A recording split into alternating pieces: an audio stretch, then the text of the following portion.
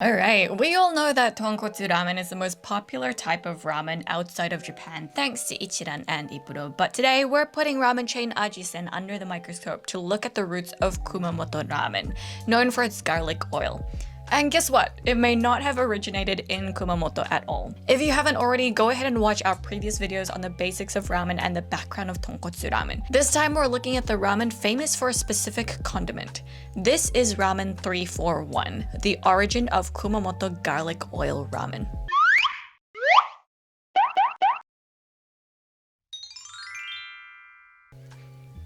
The background of Kumamoto ramen.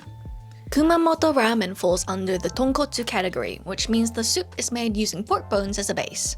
We're assuming you've watched our Hakata ramen video, so you'll already know that previously. Broths were clear in color and light in flavor due to a slow, long simmering process, whereas tonkotsu broths are milky due to the emulsification caused by cooking pork bones at a rolling boil. If you've watched our Kurume ramen video, you'll know that this process was invented by accident in the city of Kurume in a shop called Sankyu. Sankyu is where we want to focus. When the chef Katsumi Sugino left Kurume City to open up a different ramen store, Sankyu's rights were taken over by a frequent visitor, and boy, I hope Google is right about this, Hidemitsu Shikasho.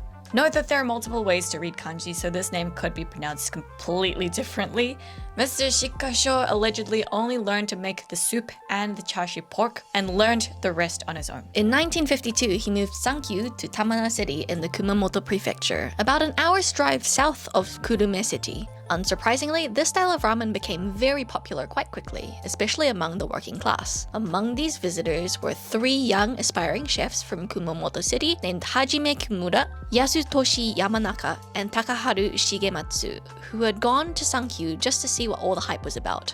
But they were so impressed with the thick, rich, flavorful tonkotsu ramen that they had to go back home and open up their own ramen stores. Mr. Kimura opened up Shoyoken in 1953, which is recognized as the original Kumamoto ramen. Mr. Yamanaka opened up Komurasaki in 1954, one of the most famous local ramen chains from Kumamoto City. And Mr. Shigematsu, after working a short stint in the flagship branch of a chain now called Keika, opened up his own store in 1968 called Ajisen, now a global chain which has stores all over Asia, the Americas, Europe, and in New Zealand. So, not only did Katsumi Sugino, the original owner of the restaurant Sankyu, create an entirely new style of ramen, his work directly influenced the creation of the Tamana, Kumamoto, and even Saga ramen, and is now a dish that is enjoyed and revered not just in Japan, but all around the world. Components of Kumamoto ramen. Let's be clear that not all ramen found in Kumamoto is Kumamoto ramen, and not all Kumamoto ramen will be exactly the same. That being said, let's see how Kumamoto ramen differs from its predecessors. The noodles. Tamana ramen uses medium-thin, straight noodles, and Kumamoto ramen uses medium-thick, straight noodles that are usually cooked to be a bit firm. The soup. If you've watched the Kurume ramen video, you'll know that the tonkotsu soup of a Kurume ramen is made by topping up the leftover soup from the previous day's soup stock. But despite the Tamana and Kumamoto styles of ramen being developed from Kurume ramen, these two styles use a new batch of soup stock that is made from scratch every day. This results in a lighter, milky soup stock without that really funky, porky flavor. The broth can also be made with a combination of pork and chicken bones, which results in a lighter flavor. The toppings. Let's start with the toppings for Tamana ramen. Tamana ramen became distinguished from Kurume ramen by localizing it to the taste of the region using its local offerings. At around the time ramen was booming in Tamana, seaweed farming was also growing, and with it came two additional toppings. The first is nori seaweed, one of the products made from the seaweed being farmed in the area, which is now a standard topping to Tamana ramen. With ramen being a popular fast food amongst the seaweed farmers, it was also popular to add minced garlic to the soup to not only warm up and invigorate the farmers, but also to add flavor. However, dried garlic tends to sink to the bottom of the soup, whereas fried garlic chips in oil would stay on the surface, meaning it would infuse each mouthful as you lifted the noodles out of the soup, giving you a fragrant toasted garlic flavor with each bite. The garlic oil is the other topping which distinguished Tamana ramen from Kurume ramen, and can either come served in the soup or be left on the counter as an additional condiment. Kumamoto ramen pretty much adapted the same toppings, only they took the garlic oil a step further to give you black garlic oil, also known as mayu. This involves literally burning some of the fried garlic to give it a black color, and then grinding the garlic very fine until it becomes almost like a paste with oil. It appears more like a very finely ground black pepper floating on the top of the soup. Of course, depending on the shop, you can also find things like bean sprouts, menma bamboo shoots, and boiled eggs offered as toppings. Was it burnt by accident, or was that just something? No clue. Okay. The shops. Let's talk about some of the shops where you can get Tamana and Kumamoto ramen, and of course there are plenty to choose from if you are in each city. We're not recommending any of these in any particular order, but just mentioning a couple worth noting. Tamana. Tamana has no shortage of ramen shops despite being a fairly small city. They're all pretty much documented on the Tamana Ramen Association website, and yes, that is a thing, which we have linked in our blog post. And you can find all the details mentioned in this video too. If you're in Kumamoto and you have time, it may be worth a visit as Tamana City is only about 30 minutes from Kumamoto on the local train line. Kumamoto. Let's talk about some of the earliest stores that came out of Kumamoto that we mentioned previously. Number 1. Komurasaki. Komurasaki was opened in 1954 by Yasutoshi Yamanaka, as previously mentioned, one of the 3 who had gone to Sankyu in Tamana City to taste Tamana ramen. They serve bean sprouts and bamboo shoots on their standard ramen, and closer to the style of Tamana ramen, their garlic is small roasted chips rather than the more familiar black paste that is more commonly associated with Kumamoto ramen now. They only have 2 locations, the first one in Kumamoto and the second one is in the Shin Yokohama Ramen Museum. For those of you who aren't aware, in the city of Yokohama, about 30 minutes away by train outside of Tokyo, there is a place called the Shin Yokohama Ramen Museum that has exhibitions and ramen making classes. The museum also invites some of the biggest ramen shops around Japan to set up shop in their basement dining hall, allowing you to try regional styles all in one place. These shops are on rotation, changing every so often. How is this important? Only one shop has been represented at the Shin Yokohama Ramen Museum since its opening, and that is, you guessed it, Komurasaki from Kumamoto. So yes, if you want to try one of the original Kumamoto ramen, possibly even something that could be called Tamana ramen, you don't even have to be in Kyushu for it. You can pop by the ramen museum and give it a go. Number 2, Keika. If you've been following along, you'll have noticed that we mentioned Takaharu Hidematsu is the founder of Ajisen, but also before he started his own global ramen franchise, he first worked at another store called Keika, which opened up in 1955. They have a distinct red logo, with stores found throughout Kumamoto Prefecture and Tokyo, including a collaboration with Ajisen in the Aso Kumamoto airport. They serve bamboo shoots in their ramen and are also known for the thick slices of kakuni braised pork belly. Number 3. Ajisen. Obviously, we can't talk about Kumamoto ramen without mentioning Ajisen, the chain which has over 800 stores in 12 countries, including here in Little New Zealand, where it is immensely popular. They offer ramen with both the little fried garlic chips and the distinctive black garlic oil that is now associated with Kumamoto ramen, as well as a number of other styles like miso or shoyu ramen on their menu. If you're in Japan and you want to try something a little bit different from the basic Ichiran ramen, there's a good chance you'll also find Ajisen with a distinct logo of the winking girl.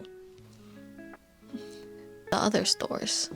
There are of course a lot of smaller stores in Kumamoto, each with their own selling point. There is a list of stores that you can find via the Ramen Navigator on the Kumamoto Tourism website. Again, yes, this is a thing. And we will provide the link for all of that in our website, linked below. You can use the navigator to filter for stores by suburbs in Kumamoto and by the richness of the broth. The site also will tell you how garlicky the ramen is. Some of the popular names you'll hear come up often are Tengai Ten, Kokutei, Akagumi, Daikoku, and Hinokunu Bunyu. Take with that information what you will. We recommend choosing one that suits your taste or is located near where you'll be. You can't go wrong with good ramen. Where we ate. Kyoken. We weren't in Kumamoto for a very long time, so we were restricted by our location. Our search turned out to be quite a challenge with conflicting information as to the quality and taste of many Kumamoto ramen shops due to the recent rise in popularity driving tourists into the city. And we all know that when that happens, oftentimes the quality changes in favor of keeping up with demand. Local tourists or foreign tourists? Both. And sure, we can always read the reviews to ascertain whether a ramen will be good, but with a lot of reviews coming in from domestic tourists rather than Kumamoto locals, it's difficult to say what is signal versus noise when it comes to the original taste of Kumamoto ramen, which is why we decided on this store. Nope, not kokute. This one is famous, but we're going just down the road. Kyokin is small and so old. You can see that it was built in, what did they say, the 1950s? Oh my gosh. I'm pretty sure we got there a little early before opening time because we wanted to get the front. But when they were putting the flags out, they saw we were waiting, so they let us go in early, which I think is really sweet. They're very nice people. That's really what you get when you have a local neighborhood ramen shop. The menu is written out. You can tell that it's old because the menu is written out in, I don't think it's calligraphy, but it's cursive for sure. It's just a little piece of paper that's on the counter. You order when you sit down. There's not even a vending machine for you to get a ticket. 餃子と筋煮込み。餃子一つと筋煮込み。はい。ありがとうございます。 Most of the places we went to didn't actually have any machines. It was like half-half in terms of the ones we went to. But that's because we tended to go to a lot of the older places as well. But the shop is so small that they can see and hear everyone, so you don't even have to shout. They just ask you like, what do you want? We ordered one ramen each, just a basic standard one, and gyoza to share between the two of us, and some simmered horse tendon. The menu also has a number of other like ramen, which I think includes like extra bean sprouts, extra chashu. I don't know, my kanji's not that good, so I couldn't read a lot of the menu. It takes a little bit of time for the food to come out, which is okay because there's only 2 of them. They have a lot of side dishes too, so it kind of makes sense that it takes a little bit of time. But I cooked the gyoza to order. It's ugly. There's a charm to that though, you know, when it comes out and it's really slapdash, like it looks like they just tossed everything into the bowl. But they put each bowl together one by one.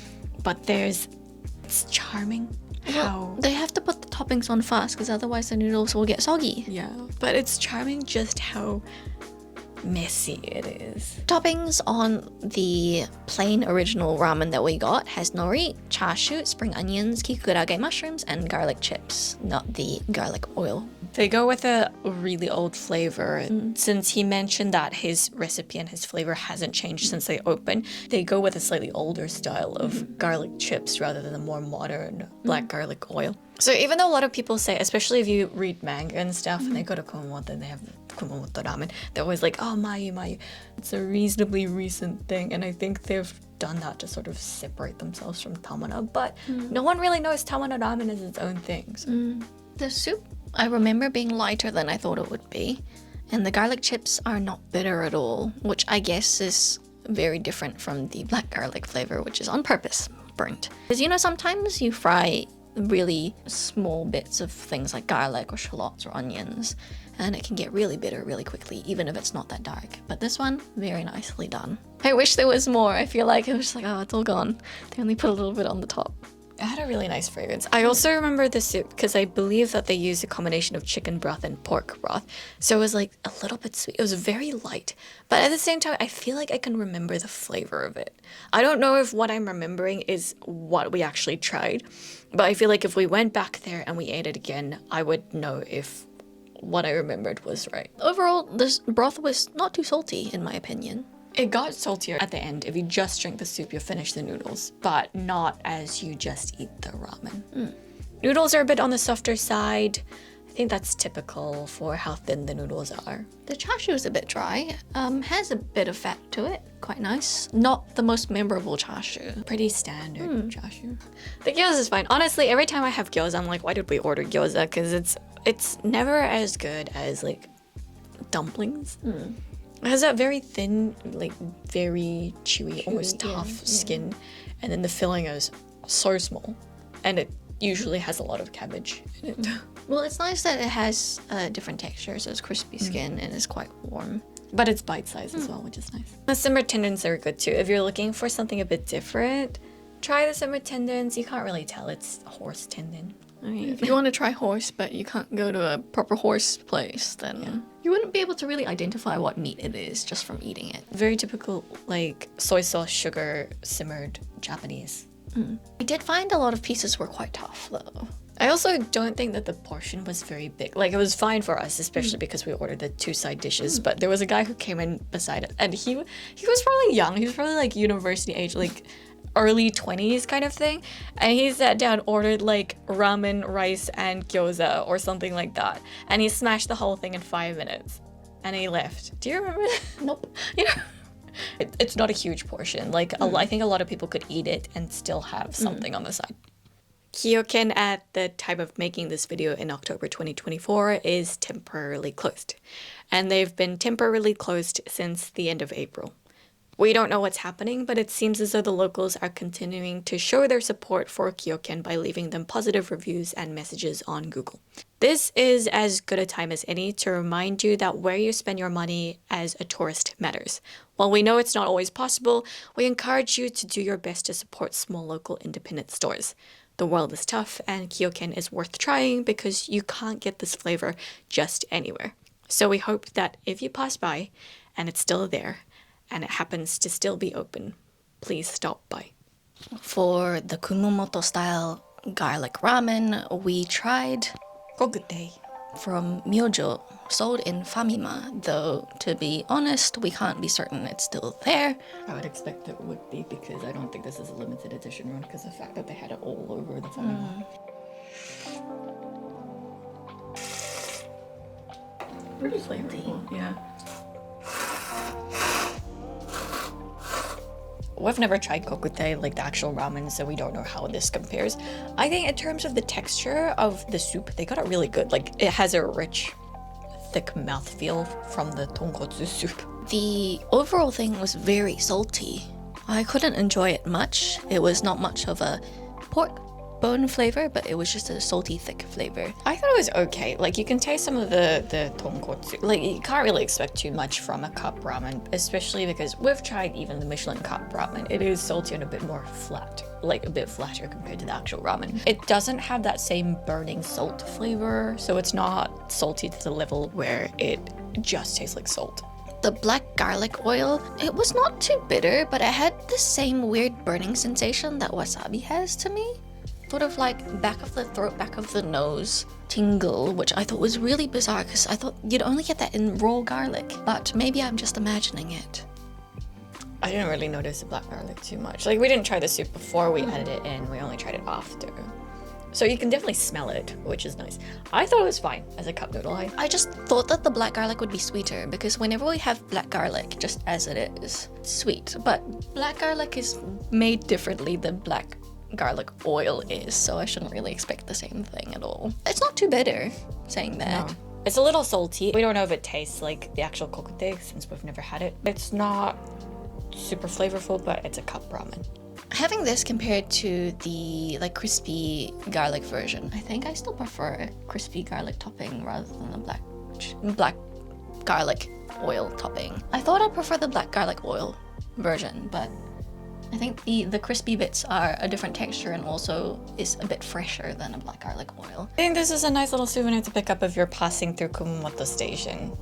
Oh yes, they also have a fresh version of this in a box with like fresh noodles, but that comes in a pack of 4. We can't bring that to New Zealand, unfortunately, so we had to stick with this one. I'm gonna assume that the fresh version is gonna be much tastier than a cup version though. A shame we could only do with this one. Conclusion. While we do encourage you to go to Kyoken, there are plenty of ramen restaurants in Kumamoto, so you shouldn't have trouble finding a good one. And if you're not in Kumamoto, give one of the chains a try, either in Japan or globally. But what are your thoughts? Did you know the roots of Kumamoto ramen and how it's different to other styles of tonkotsu ramen? Would you go for the garlic chips or the black garlic oil? Let us know in the comments below because we really do love hearing from you. And as always, all the information that we mentioned will be written out in our blog linked below, including the locations and websites of the restaurants we mentioned. And for more short form content that you won't be seeing on YouTube, please follow our Instagram or TikTok. If you're thinking of going to Japan, we highly recommend getting a Japan Rail Pass for stress-free travel. Check out the description box below for our video guide on how to choose and use the best JR Pass for your travel style. By using our affiliate link, you help to support small creators like us to produce more content for you. Thanks for watching, and we'll see you in the next video. Bye!